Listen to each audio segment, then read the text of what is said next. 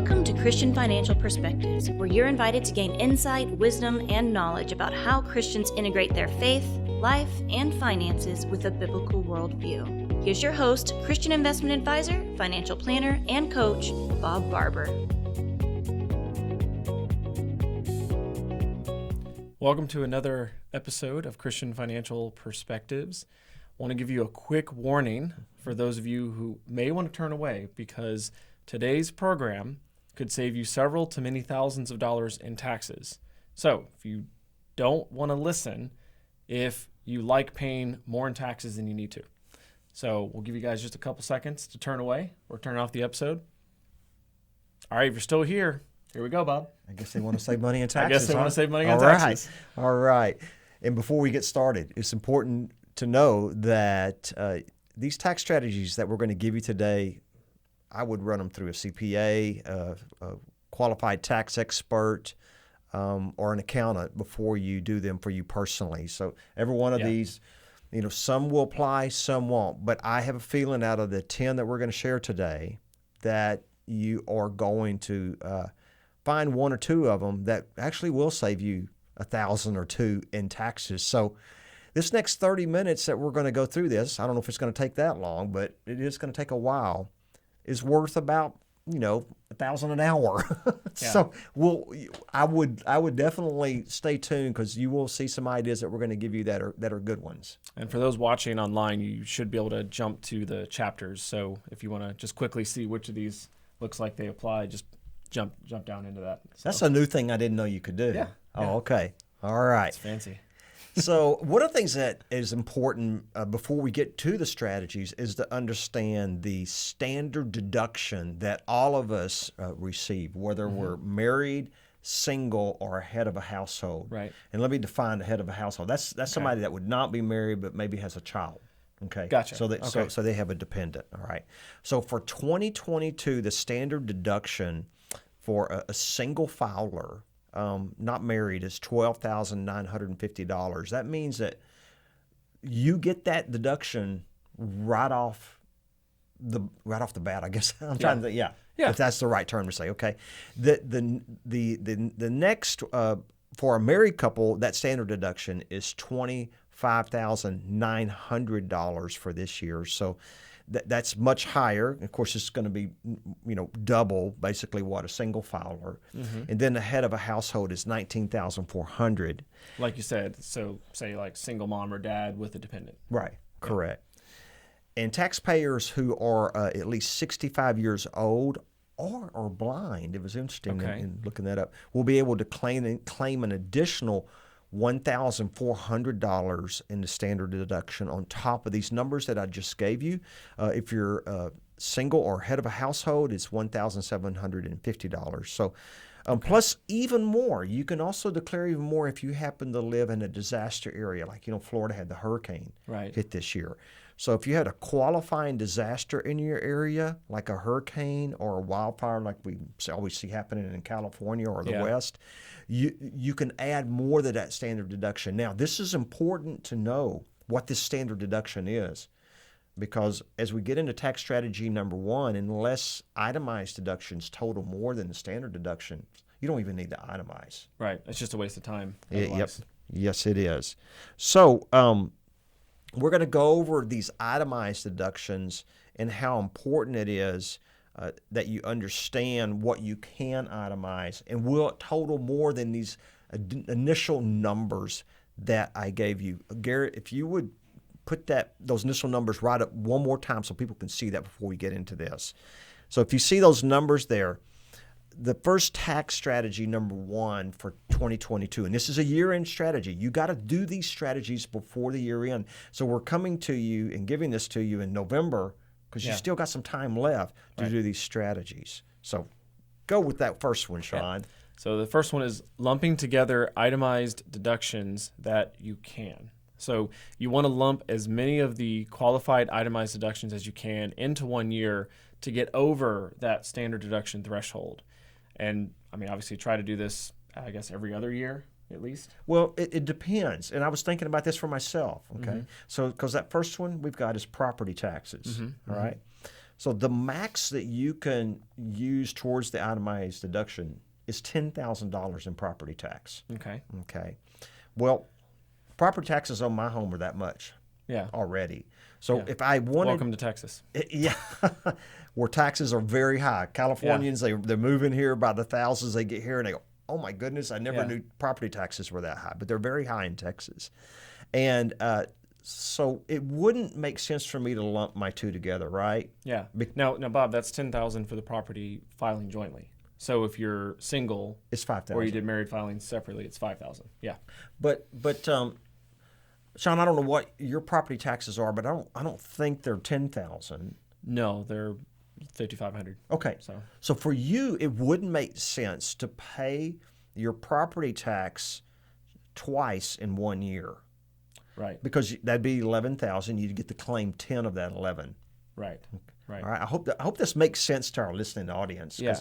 So what you're saying on the trying to lump them together every other year, depending on the situation.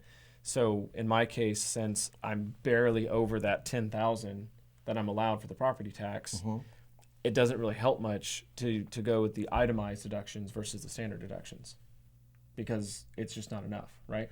Correct. Yeah. But there's other things that you can add on top of that. Gotcha. Okay. So you want to pay your property taxes on January 1st and December 31st. Okay. And what I mean by that is for you, Shawn, let's take 2022. Okay. You pay your property taxes on January 1st of 2022, and you pay your 23 property taxes on December 31st of 2022. Right. Okay. Okay. So that's going to give you, now you've got to add on top of that to get above your standard deduction. Right. And the things that you can add on top of that would be mortgage interest. Right. Now, okay. you can't lump sum your mortgage interest 2 years into one, but the mortgage because it's only interest, once paid. That's correct. Yeah. Right. So let's say your mortgage interest was another $10,000. Now you're up to $20,000. That's getting close to that standard deduction. Right. Right. On top of that, if you're a tither and you have $100,000 income and you're giving $10,000 to the church, now you're at $30,000.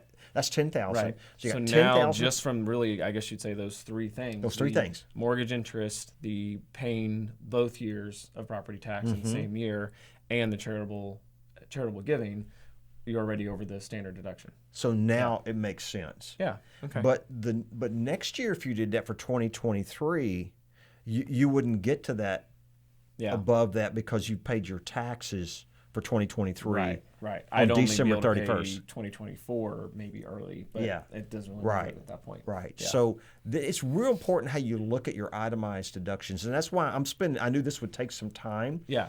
And you have other deductions on top of this. Like I know y'all had a baby this last year, and you can take 7.5% of your income, depending on what you spend on the health cost, and 7.5% of that against your adjusted gross income, and we're going to get into that here in a minute. Okay, but that can go towards your itemized That would be deduction. another one to keep in mind then of the standard deduction versus the itemized is, did you have a new addition to the family? You're right.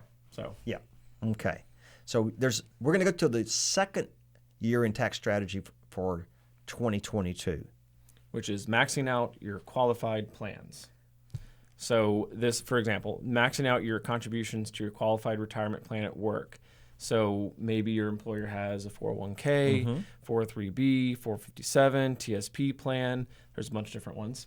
So you want to make sure you max out your contributions to those before the end of the year. And they all have the same rules, basically. The 401k, 403b, 457, TSP, they all have the exact same rules of the amount that you can put into them. Yeah. Now, this is the number one strategy I see that people don't do.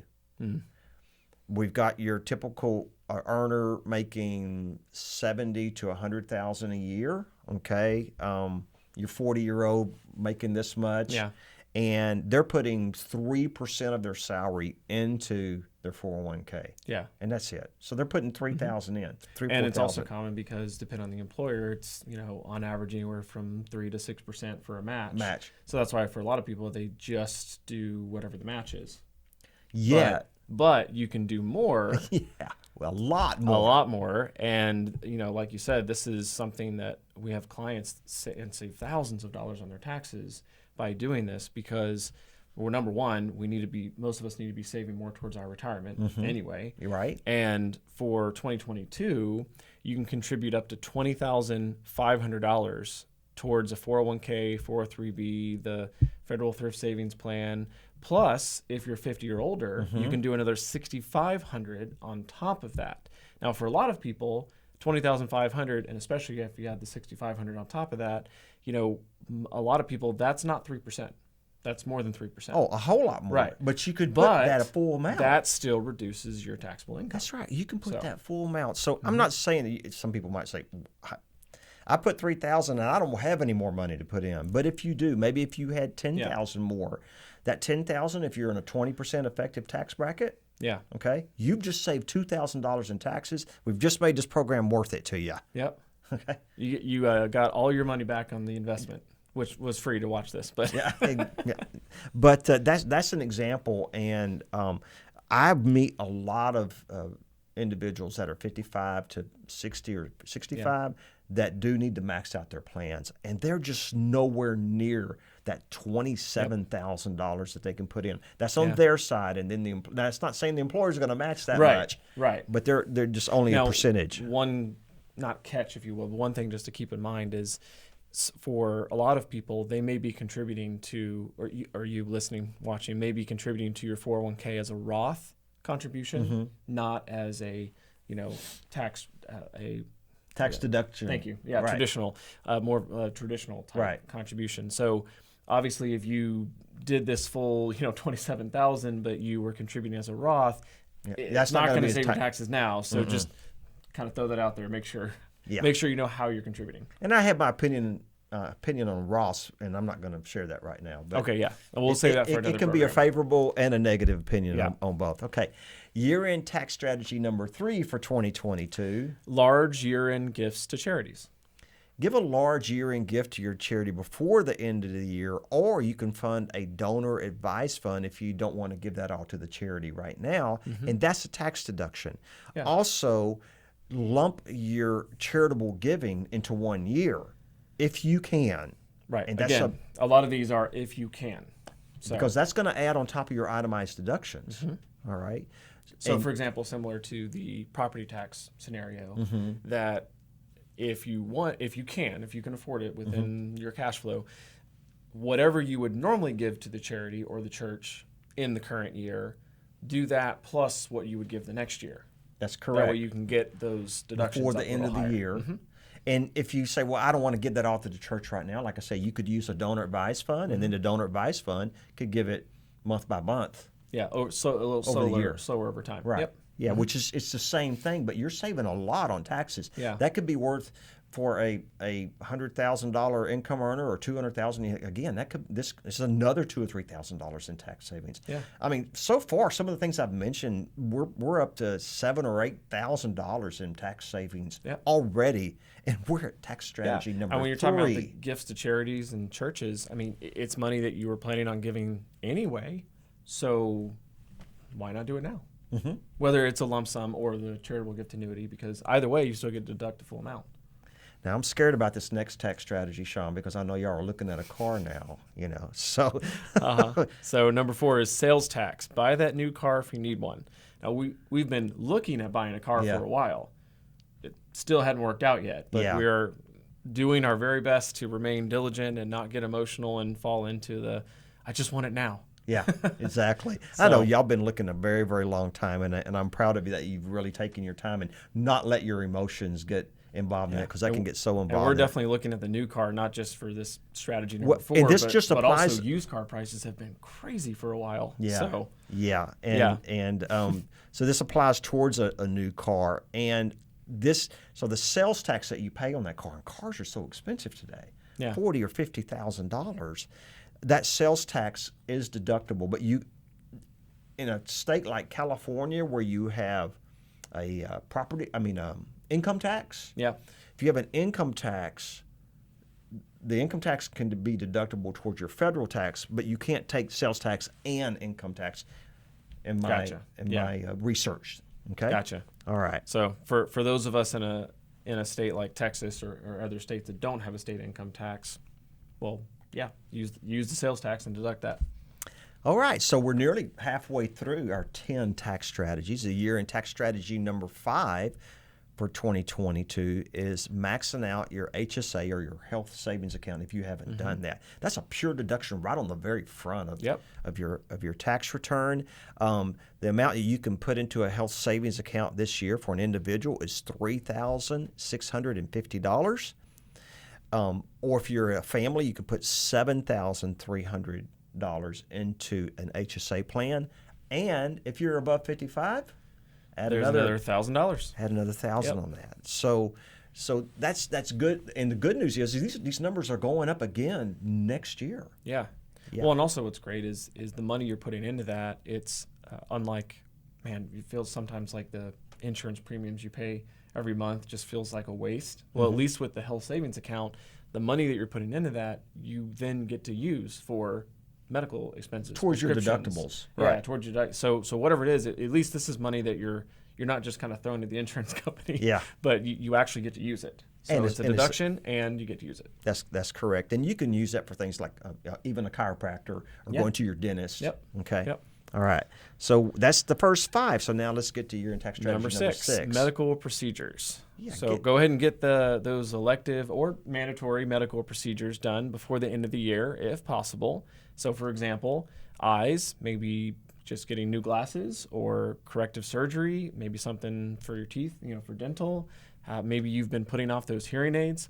I said, maybe you've been putting off those hearing aids, things like that. Got mine right here. Yeah, Bob, making sure Bob's are working. Okay. But you may only deduct the amount of your total medical expenses that exceed 7.5% of your adjusted gross income. Now, Bob, can you maybe re-say that again, but in a way our listeners can understand? Well, I'll say it slowly, okay? Yeah. You can only deduct the total medical expenses that exceeds 7.5% of your gross income, okay? Right. Gross income's $100,000. I always use that. It's a nice even number. It's a nice easy number. Yep. So $7,500, your medical expenses are not going to be deductible for that first $7,500. Right. It's basically like a standard medical deduction almost. Correct. Right. So unless it's more than that, there isn't anything to deduct. I'm going to ask Garrett if you'll put what we have in our notes here. There's a website on the IRS.gov and /tax topics TC502. He'll put that up there so you can see that, and you can go to that, and that tells you about the medical procedures because it really is very, very detailed. And I thought that would be good. All right, we're getting to number 7, business equipment. So if you own a business, buy any necessary business equipment you're going to need or we're thinking about upgrading to in the near future before the end of the year. So by December 31st. So for example, like for us in a regular office building, computers, new copiers, office furnishings, could almost say that word. Yeah. Even business automobiles. Yep. So all those types of things are deductible then for 2022. And I'm a big believer in this one. Yep. Big believer. I remember growing up, my dad was in mining and excavation, site prep, and now he's still doing farming. But I remember every year he would talk about how many tires he bought because they knew they're going to use them. But when you're using big equipment like that, those tires can add up real quick. Yeah. So while this doesn't apply to the majority of listeners, those that are business owners, it does apply. Yep. And definitely use this tax strategy. It's a great tax strategy, and I've been using it for years. And that applies, Bob, even you don't have to have a whole bunch of employees. I mean, if you're self-employed, right? And you mostly work as an independent contractor for companies, there's still stuff. I mean, if you wanted to get that new computer working at home, there's a lot of things you can still do. Right here, we're going over this. My Dell computer right here. I'm not trying to advertise for them, but this is about a 4 or 5 year old computer, and it's going to be time for an upgrade soon. Yeah. And so I'm not going to, but you could consider upgrading to your new laptop that you carry with you. So let's get into number 8. All right. Tax loss harvesting, especially this year so far in 2022 because we have been in a bear market. Yeah. So now's the time to do that. That involves looking at your holdings and selling them off, so you have a paper loss. Now, if you do that, as markets move so fast, again, as we're sitting here in the last 2 days, the market's gone up 5%. Yeah. 3 yesterday and it's going up 2 right now. Yeah. Who knows what it's going to close at today. Exactly. But that's an example. So if you do exit the market, get back in immediately. Right. To something else. So in this Not the case, same security. we're not saying to sell your investments to realize those losses. So you have them on paper and just sit in cash. Right. Because then you're running the risk of the markets moving up. And losing out on the and rebound. you missed out on that opportunity. Right. So you're selling it, but you need to move into something different for at least that 30, or it's 31. 30, well, make it Or 31. You make it 31 to be You safe. want to make it safe, Yeah. make it 32 days. So if Exactly. you have a holding you really like and you're looking at a paper loss right now, sell it. Go into a kind of a like kind holding, not exactly the same. You got to be Right. careful because there's some IRS rules here. And I would, again, talk to your qualified tax accountant, tax Yeah. professional about this. But you can go out of that security for at least 32 days and then come back in. But I would go into a security that responds the same to the Yeah. markets so that Yeah. you don't miss out on the upswing Yeah. of the So markets. for example, if you're mostly equities, you're Mm-hmm. an aggressive or aggressive growth type of a fund, and you're in 98% stocks, Mm-hmm. don't sell all of your stock positions for a loss and move into a bunch of fixed income. Yeah, or- because or- they're not or going to bonds, rebound near because the that's same. not going to function the same. So that's the main thing: is don't buy the same thing, but you want to buy something at least a similar asset class. And now you have that paper loss Mm-hmm. that you can use towards future gains Yep. for when you're rebalancing, and those carry over too. Yeah. So now you can take up to $3,000 in 1 year if you don't have anything to go against it. But if you have a paper loss on paper, say $30,000, and you had gains of $30,000, they Yeah. go against one another. There's no tax due on Yeah. that gain because you had the loss that went against it. Yep. So they're really good to kind of put that in your bank right now, Right. especially during a bear market. So that was tax strategy number 8, and just a couple that, more to go. that 31 day, well, technically wait 32 to be Yeah, safe. I like to wait 32 The just reason because- for that too, which is very important for everyone tuning in, is that if you don't hold something else for at least that minimum time, then it becomes a wash sale, and whatever the tax losses that you incurred, they get washed out. You don't get to use them. You don't get to use them. The So- IRS won't let you use them. Yep. That's right. So number 9. Number 9. RMDs directly to charity. Now, this is an interesting one because we do have a lot of clients that do this. Yes, so we when do. So for IRAs that you get to age 72 and you got to start doing your required minimum distributions because government Uncle Sam wants his tax money. Yeah. So when you get to that point, if you don't actually need that money for income, you have different options. You could take the money and you could put it back in a different investment account or a different account. You don't have Right. to technically spend it, But you'll the pay other tax option, on it but if you'll you pay do tax that. on it. Yeah. So the other option, if you really don't need it, but you have to take it, you can take it as a qualified charitable distribution, or a QCD. So now the benefit to that is you don't pay tax on it. You still meet that required minimum distribution, and it goes to a charity of your choice. Right. So it's nice. Well, I mean, I actually tell our age 72 year and older that don't need the RMD to live on to use their RMD for their tithe towards their church. yeah, Okay. yeah, Yeah. Because if you take it as cash and then tithe it, it may Right. not be deductible right. because it's got to get above again the standard Exactly. deduction. Yep. Okay. So it's a great thing to do, and you can really give a lot. If it doesn't just have to be your RMD, you can go up to $100,000 per person Right. if you wanted to. Now there are If a couple. you're there are a that couple- charitable. Yeah, there's a couple clarifications on that. So obviously the charity, it has to be a qualified 501c3 That's organization. correct. That's right. So you can't just say it's a charity. Right. The other thing is you can't also take the charitable deduction. So no double dipping. Right. Yeah. So- Because it's so gone to Bob- the charity. You can't take that as a deduction. Right, now. exactly. So that's what you mean by the double dipping, Right. right? That's correct. Yeah. Okay. That's right. All right. We're down to our last one, and this is a real big one with me. Number 10, income timing. So think strategically about income payouts if possible. Consider delaying income until next year if it's really high this year and you don't think it will be next year. So remember, this is a year-end tax strategy, and it's really only a good idea if you think your income will be lower next year. So Bob, maybe you give us an example. Well, I'm going to give you an example. Me personally. Yeah. All right. I could have delayed my income last year, but I kind of knew a bear market was coming because we've been in a bull market for so long. So there's an example of timing income, because in a bear market my income is going to be lower. Right. In a bear market it's going to be, in a bull market it's going to be higher. Yep. Another example of this would be a retiree. Mm-hmm. So a retiree has a big bonus coming at the end of this year, and he's going to retire in April of next year, and his income's going to be much lower. Right. Okay. He needs to ask his company, can I delay this bonus until 2023? Right. Instead of right now. Right. Because then it's going to even your income out. Because remember, the one thing you're trying to do is to keep yourself from going into higher tax brackets. Remember, the more you make, the more the government wants. Yep. Contrary to popular belief that the wealthy don't pay their fair share, that is a pure lie. All right. Yep.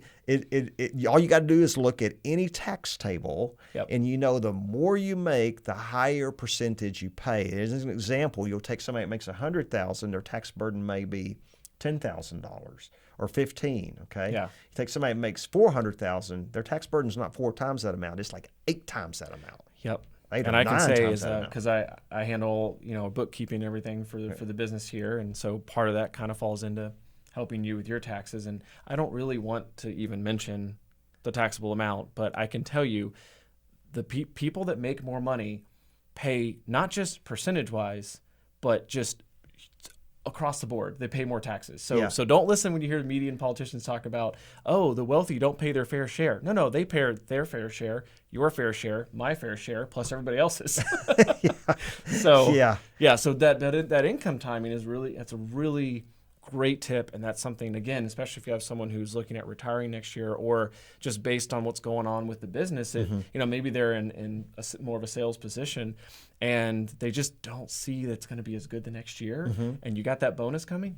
Ask your employer, hey, can you pay me in January? Except the employer might want the deduction. They might, so that's a discussion to have with the employer. Right, and so we've gone over these 10 strategies, and all these need a lot of advice to go with them. You don't just take what we said today at face value. Get with a certified financial planner or your accountant or tax professional, and look at each one of these for your individual situation. We are here to help you with this. We do have a CPA on board now, but I'm not going to recommend any of these strategies for you unless I were to talk to you personally and know your financial situation. So, okay? Because again, as we said for all of these are options. They may not all apply. But we have a feeling that if you're watching or listening to this, that probably a couple of them will apply. But you still need to look at your individual situation. And we're here to help. During business hours, you can give us a call at 830-609-6986. You can also text that number, or you can go on our website to christianfinancialadvisors.com. Thanks again for joining us, and God bless. Thank you so much for watching. If you enjoyed that video, be sure to like and comment, and subscribe to our channel so you can get future updates. You can also follow us on social media, handle shown on screen. In the meantime, check out one of these other videos.